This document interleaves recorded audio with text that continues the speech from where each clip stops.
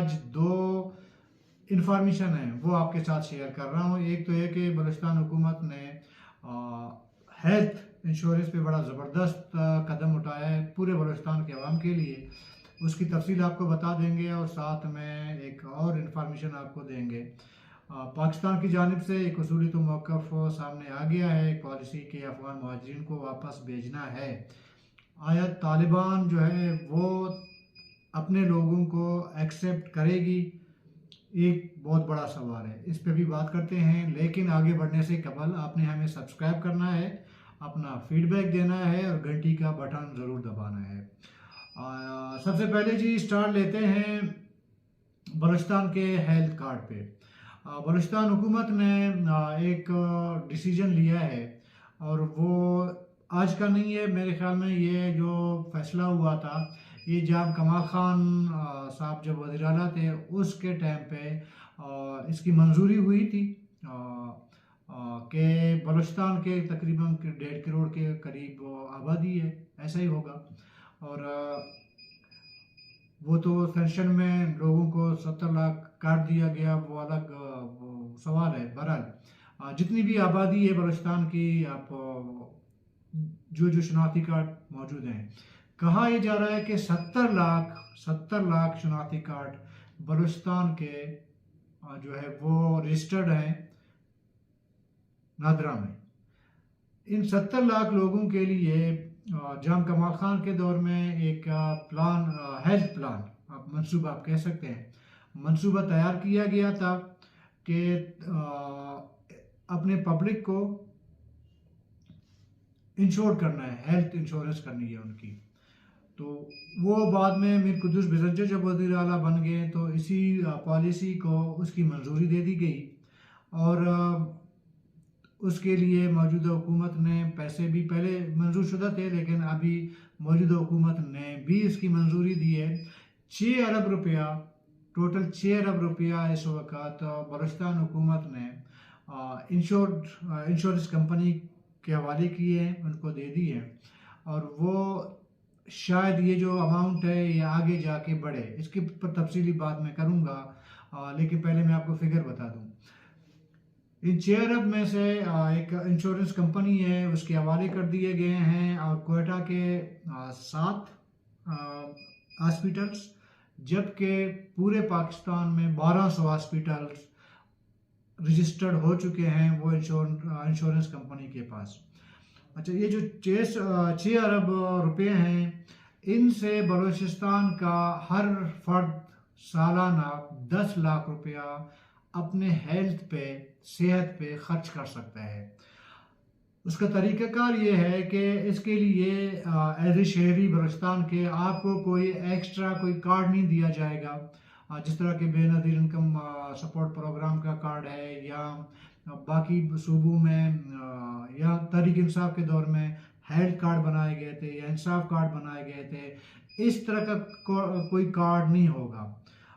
उसका आसानी के लिए वो ये हुआ है कि जो भी शनाख्ती कार्ड होल्डर है जिसके पास शनाख्ती कार्ड मौजूद है सॉरी, वो शख्स इस हेल्थ कार्ड का जो समझें कि बेनिफिशरी होगा, वो फ़ायदा उससे उठा सकता है। इस 10 लाख जो सालाना बलूचिस्तान हुकूमत की जानिब से जो दिया जा रहा है, इंश्योर किया जा रहा है अपने हर एक शहरी को, उसमें ओपीडी शामिल नहीं है। ओपीडी यानी कि आपके सर में दर्द, पेट में थोड़ा सा दर्द हुआ, आप गए जी एक डॉक्टर के पास, उसने ओपीडी की, चेकअप किया और आपको मेडिसिन लिख के दे दी, ये उसमें शामिल नहीं है। ये उस सूरत में होगा जब आप एडमिट हो जाए, उसमें खुदा न खास्ता आपकी ऐसी बीमारी है जिसमें जब आप डॉक्टर को दिखाएंगे तो डॉक्टर आपको मशवरा दे कि जी आपको दाखिल होना पड़ेगा हॉस्पिटल में।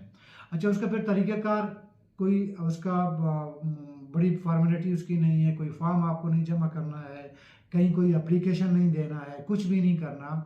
ये जो 7 हॉस्पिटल क्वेटा के या 1200 हॉस्पिटल और पाकिस्तान के जो रजिस्टर्ड हैं और इस इंश्योरेंस कंपनी के पास, उस इंश्योरेंस कंपनी का अपना एक यूँ समझें कि एक रिसेप्शन होगा इन्हीं हॉस्पिटल में जो रजिस्टर्ड हैं।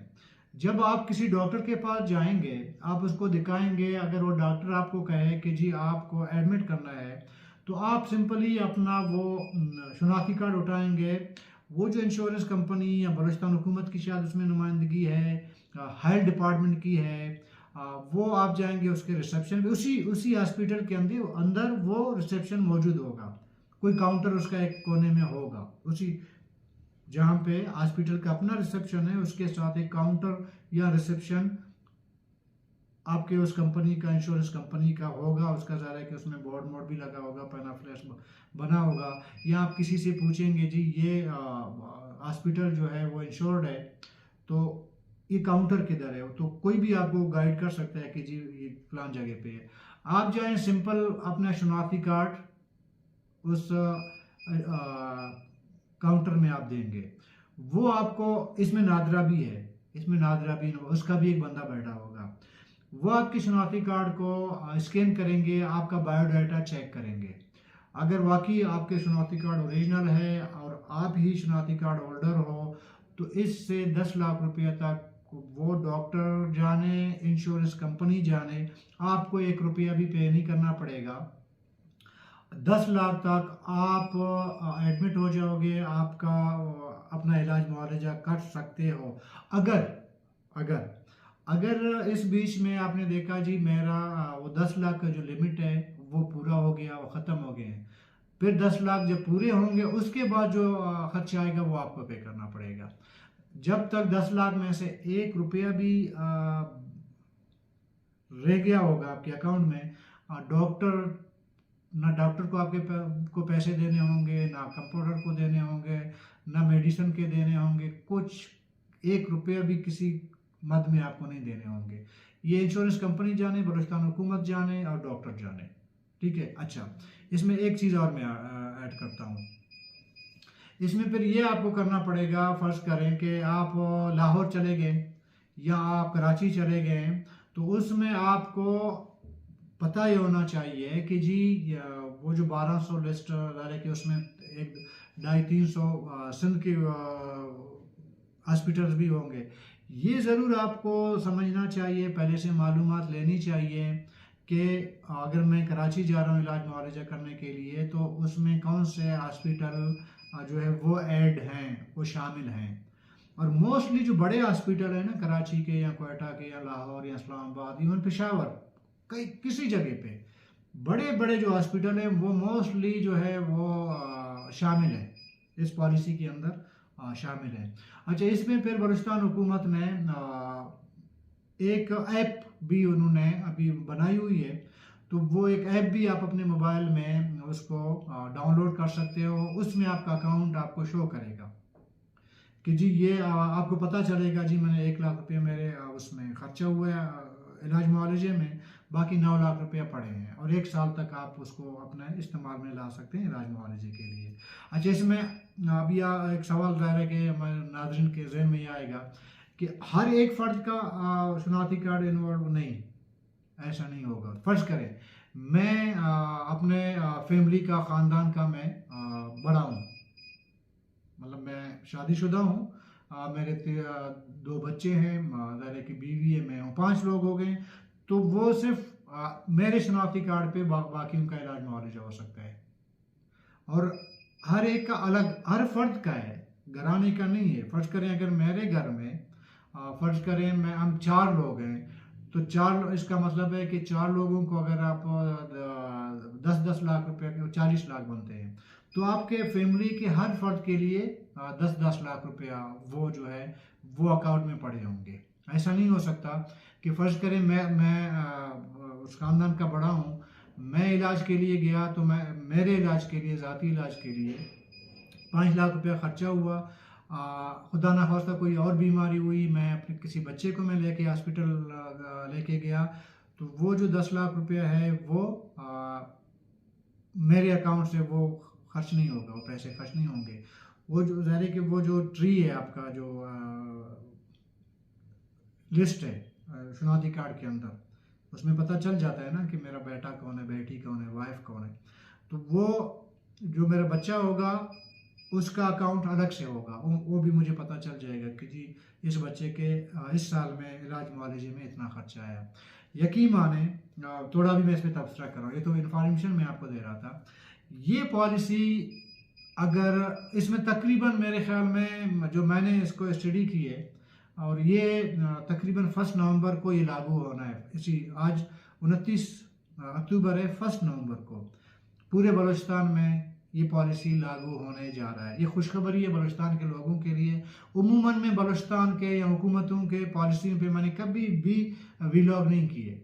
ये मैं इसलिए, मुझे बहुत से लोगों ने कहा कि जी आप इस पे भी बात करें। ये मैं सिर्फ अपने लोगों के नॉलेज के लिए, उनको इल्म में लाने के लिए ये मैं बात कर रहा हूँ। ऐसा नहीं है कि मैं बलूचिस्तान हुकूमत की तारीफ कर रहा हूँ, ये इसको हरगिज़ उस पैरा में ना ले, मैं उस पॉलिसी की तारीफ कर रहा हूँ। ये देखिए 6 अरब रुपये है। अगर ये 6 अरब रुपया, मैं आपको गारंटी के साथ कहता हूँ, और इसमें 2 नंबरी के इम्कानात बहुत कम है। ज़ाहिर है कि इसमें नादरा भी शामिल है, इसमें डॉक्टर भी शामिल है, बलूचिस्तान हुकूमत का नुमाइंदा भी शामिल है। ये सबसे बड़ी बात है कि इसमें इंश्योरेंस कंपनी जो है वो शामिल है। इंश्योरेंस कंपनी कभी 2 नंबरी नहीं करने देगी, क्योंकि पे तो करना इंश्योरेंस कंपनी को ही पड़ेगा ना।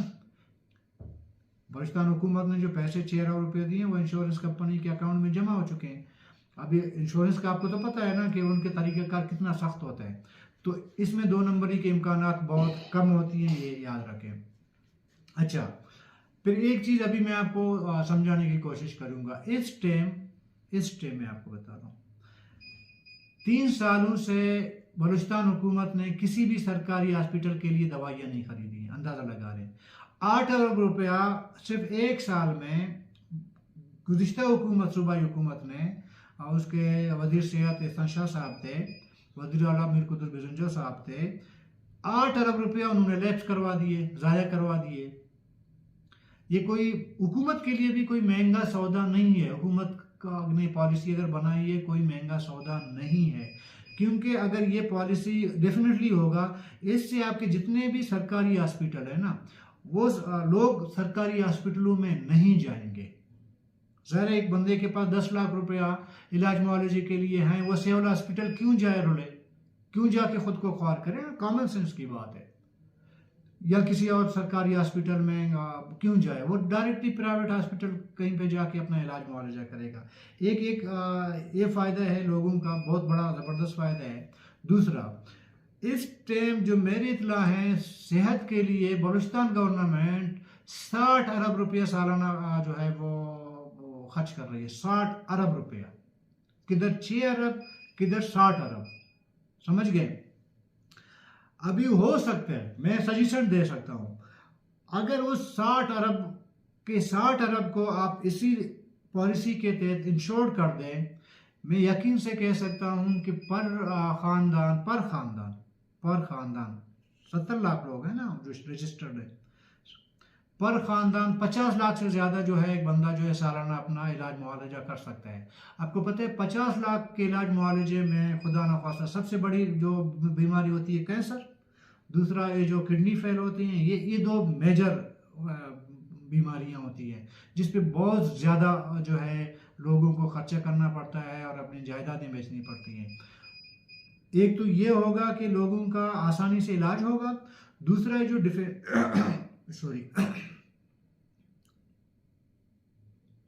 डिपेंड होते हैं हमारे लोग सरकारी हॉस्पिटलों पे, उससे भी उनकी जान छूट जाएगी।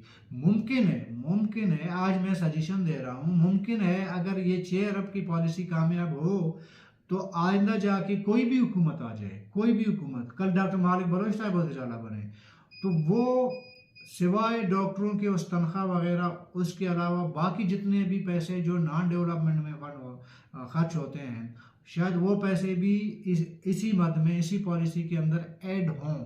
अगर ऐसा हुआ तो यकीन माने, ना सरकारी डॉक्टर की ज़रूरत पड़ेगी आपको, ना सरकारी हॉस्पिटल की ज़रूरत पड़ेगी, ना धक्का खाने की ज़रूरत पड़ेगी। आपको बड़ी सहूलत के साथ बड़े बड़े हॉस्पिटल्स का इलाज मुआवजा होगा। ये जो डॉक्टर 6-6 महीने सिविल हॉस्पिटल वाले जो आज के दौर में हड़तालें करके लोगों को रुलाते हैं, और मैंने कहा कि 3 साल से एक पैनाडोल की गोलियां सरकारी हॉस्पिटल उन्होंने नहीं ख़रीदा। ये नाअहली उस वक़्त के वज़ीर सेहत की है, ये नाअहली उस वक़्त के सेक्रेटरी की है, वज़ीर आला की भी हो सकती है। ठीक है, तो इससे जान छूट सकती है। मैंने कहा ये बहुत बड़ी इन्फॉर्मेशन है। 1 नवंबर को ये लागू होने जा रहे हैं। ये मेरे लोग जितने मेरे नाज़रीन हैं, अगर जितना हो सके तो ये वीडियो भी आप शेयर करें ताकि बलूचिस्तान के हर फर्द को इस चीज़ का इल्म हो, क्योंकि इस तरह की चीज़ों पर बहुत कम बात की जाती है।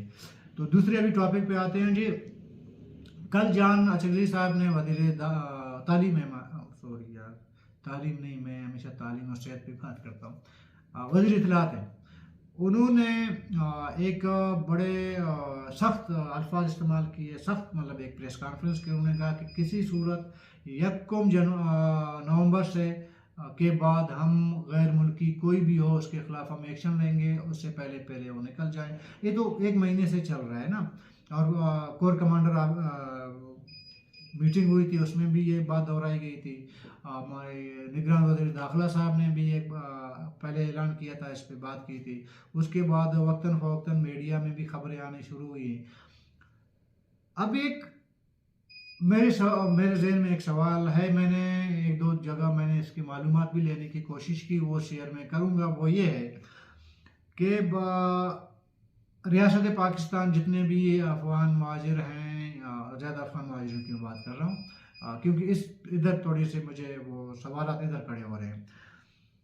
ये 1 नवंबर से कराची से लेकर चमन तक जितना दायरे के हैं, इनको जब लेके कराची हो कोयटा हो, इनको चमन बॉर्डर ही ले जाना होता है ना। उनके वो हुकूमत की पॉलिसी भी यही है, उनका ऐलानात भी यही है। कहा जा रहा है कोई 40-41 लाख लोग होंगे। सिर्फ मेरे ख्याल में 2.5 लाख लोग ऐसे हैं जिनको मुहाजिर कार्ड इशू हुआ है, बाकी सारे इलीगल रह रहे हैं या गैर कानूनी डॉक्यूमेंट्स के साथ रह रहे हैं। अरे सब के सब इनको वापस होना पड़ेगा, लेके वापस किया जाएगा। आज मैं एक जगह बैठा हुआ था, हमारी डिस्कस हो रही थी इस पे। एक बंदे ने एक सवाल उठाया, अभी ये नहीं मुझे पता कि उसका ये उसकी इतलात थी, कहीं से इसको इतला मिली थी या उसका एक सवाल था। उन्होंने कहा कि चलें ठीक है जी, पाकिस्तान सब के सब तमाम के तमाम अफगान महाजरीन को अफगान बॉर्डर लेके चला जाए, ट्रकों के ट्रक, बसों के बस भर के वो चला जाए। अगर तालिबान ने अपना गेट नहीं खोला, उन्होंने एक्सेप्ट ही नहीं किया इन लोगों को, तो फिर क्या होगा? ये सवाल उसके कहने के बाद मेरा माथा भी टंका, यार वाकई ऐसा भी हो सकता है। फिर क्या करेंगे आप इसका कोई पॉलिसी? मैंने शुरू में एक वीडियो किया था इस बारे में। मैंने कहा था कि अभी तक पाकिस्तान के जो हुकूमत है, मौजूदा हुकूमत है, उसने ऐलान तो किया, लेकिन उसका पॉलिसी जो है अब तक हम तक नहीं पहुंची है कि क्या पॉलिसी इख्तियार की जाएगी इनको वापस ले जाने की। ये एक बहुत बड़ा सवाल है और परेशानी की बात भी है। अगर वाकई अफगान गवर्नमेंट अपना गेट सील कर दे और कहे कि जी हमने तो इनको लेना ही नहीं है वापस, आप जाने, ये लोग दायरे के 40-42 लाख लोग कोई मजाक तो नहीं है ना। तो अभी इसका जो मतलब अल्टरनेट होगा, हुकूमत की जानिब से क्या पॉलिसी होगी, ये एक सवाल है। अभी देखना पड़ेगा कि ऐसा मुमकिन है, हो सकते है नहीं। एक ये। दूसरा, तालिबान हुकूमत ने एक डिमांड रखा है। उन्होंने कहा कि जो एलीट क्लास का अफगान बाशिंदा है, जो इलीगली पाकिस्तान में रह रहा है, उसको आप अभी भेजें, मैं से दोनों हाथ से उठा के उसको अच्छे तरीके से ले जाएंगे। लेकिन जो मिडिल क्लास गरीब तबके है, उसको हमने एक्सेप्ट नहीं करना। ये मुझे किसी ने आज बोला कि तालिबान ने एक अपना एक मौक़िफ़ डेवलप करना शुरू कर दिया है कि जो आम गरीब गुरबा लोग हैं, हमारे जैसे लोग हैं, जो इधर मेहनत मजदूरी कर रहे हैं, नौकरियां कर रहे हैं, इधर उधर जो भी कर रहे हैं, उनकी तादाद ज़्यादा है। जो इलीट क्लास है, अरबपति लोग कितने होंगे? बहुत कम होंगे, ज़ाहिर है।